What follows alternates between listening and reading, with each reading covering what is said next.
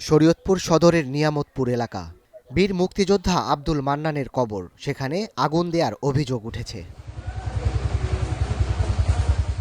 স্বজনরা জানান, বাড়ির পাশেই আব্দুল মান্নানের কবর। বিজয় দিবসের আগের রাতে কবরের উপর কিছু কাঠ রেখে আগুন দিয়ে পালিয়ে যায় দুর্বৃত্তরা।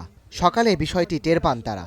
রাতের বেলা দিছে, কেরা দিছে জানি না। তো 12টা বাজে আমার ছেলে আইছে, বাজার আছে, বাজার 1টা বাজে দিতারে, 1টা বাজে দিতারে, 2টা বাজে দিত। আমরা নির্দিষ্ট ভাবে বলতে পারবো না। কবরের উপর দিয়ে আগুন ধরে ঠিক আছে। 54 বছর আইসা কবরের উপরে মুক্তিযোদ্ধারা কবরের উপরে আগুন দিছে।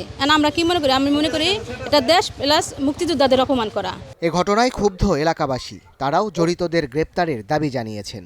এই ধরনের নেককার কাজ দেখি নাই যে কবরের উপরে কোনো আগুন দেয়। মুক্তিযোদ্ধাদের কবরে আগুন কেন দেওয়া হয়? কে বা কাহার আগুন দিয়েছে স্যার, এটা আমরা জানি না, কিন্তু আমাদের সাথে কারো পূর্ব শত্রুতা ছিল না।